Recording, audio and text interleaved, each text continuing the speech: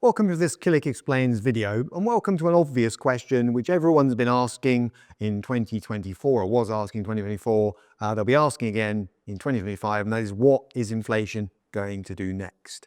Okay, now I don't have a crystal ball, I don't have the answer, but what I can do is give you some things to watch, look at, and keep your eye on in terms of getting an indication, and also just explain why it matters, frankly. So inflation is bad. All right, that's a crass statement, but it's the reason why central banks around the world are tasked in the main with keeping it under control. Why is high inflation bad? As a reminder, well, it erodes what are called real wages. I mean, that's just a fancy way of saying if inflation's 5% and your wages are only rising at 3% every year, you are 2% worse off in terms of what you can buy in the shops, if you like. It erodes real returns. If you're getting 5% on, for argument's sake, a deposit account, but inflation's 5%, your real return is nothing. All right, so basically you've got to take inflation into account. You can't just ignore it. It also suppresses spending after a while because people think, oh crikey, everything's getting more and more expensive. I can't afford to go shopping anymore. Okay, it increases discount rates, so it can affect, not always negatively, equity prices. For argument's sake, it affects bond prices and bond yields too. And it makes debt more expensive to service. Now, what I mean by that is the higher inflation is, the more interest you'll tend to pay on loans, but it does, in the background, quietly erode the capital value of loans. The government quite like that because it quietly erodes their overall borrowing commitment in capital terms. And if you had a mortgage in the 1970s, or your parents did, more likely you'll know that it's quite useful when it comes to whittling away the real value of debt. But in the meantime, you've got to be able to afford the interest payments, and they're likely to track upwards with inflation. So a two-edged sword there. Now, central banks, therefore, have a job to do. They are tasked with trying to control it, and they have two things at their disposal. Interest rates is the obvious one. Just a very crude reminder, if the Bank of England make money more expensive by raising interest rates, the logic is people will then have to spend more money on their mortgages, on servicing loans. That means they'll have less money to spend in the shops, and that will eventually pull the price of things in the shops down because demand will start to peter off.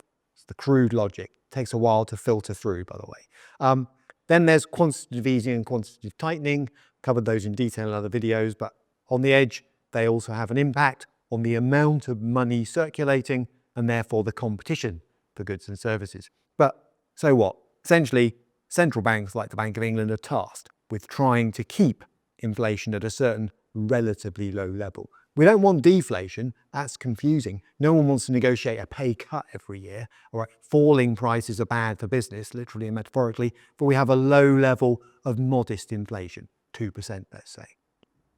Now, having set the scene, what is going to push inflation down? All right, and we have seen some interest rate cuts in the UK. So you might be thinking, well, this is surely the argument. Well, post-COVID, we've had a lot of stability returning to supply chains that were previously massively disrupted. And disrupted supply chains means goods ending not up in the right place, stored in warehouses, shipping costs going up and all the rest of it. That has calmed down, brought prices down with it.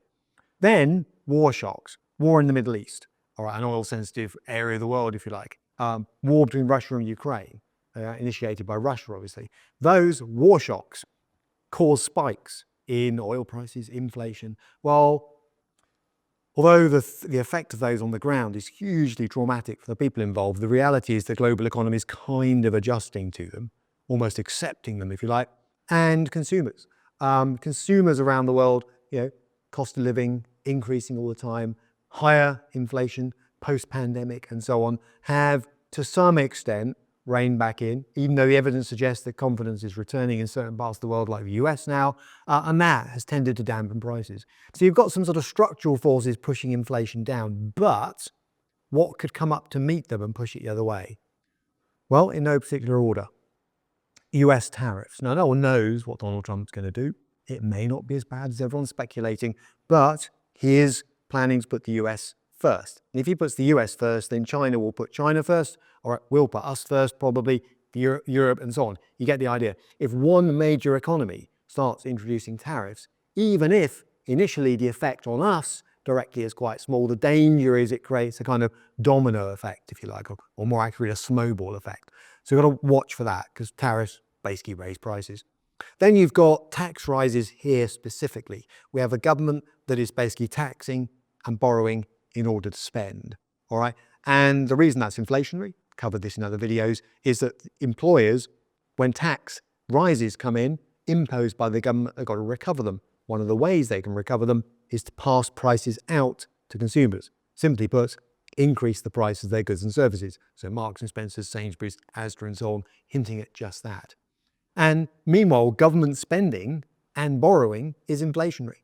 All right, you've got the government committing to spend on infrastructure and so on, push money into the economy. Well, that's inflationary. Can be in a good way, creates jobs and all the rest of it. And of course, more borrowing will tend to make markets nervous about the amount of borrowing, the amount of debt the government is issuing. That'll tend to push the cost of it up, and that in itself is inflationary. So as an investor, keep an eye on a few things, and I won't hammer them here because I've mentioned them before. Keep an eye on the cost of borrowing in the gilts market. That's sort of the government's cost of borrowing, if you like, the 10-year gilt yield. I've mentioned that elsewhere. Keep an eye, obviously, on the Bank of England, if you're in the UK, Federal Reserve in the US, for what they're doing about those key rates of interest and the QE and QT around the edges. And then there are some other indicators. There's a true inflation number, which can be a lead indicator of where prices are heading before they're officially published. And that can also be useful. As an investor, what do you do? All right, let's say you are a bit nervous that inflation could make some kind of comeback in 2025. I'm not predicting that. I'm just saying there are some forces at work that could see that happen.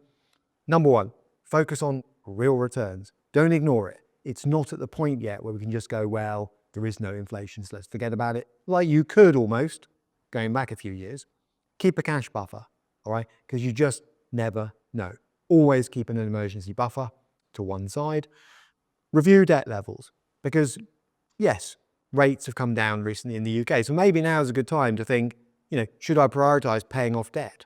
Should I get rid of some of the expensive debt on my books, which is always a good thing to do in my view? Should I reset the mortgage, for example, while rates remain relatively low? And stay vigilant on data. Don't get complacent. Don't assume inflation's been killed off, no matter what the media headlines say. It could return to haunt us in 2025, so just be ready. Now, covered a lot of ground, so the usual sources for more information on all the terms I've just mentioned are killick.com/resources. Number one, other videos. Number two, my how-to guides, sitting right next to me, one example. And number three, our quarterly magazine, Confidant.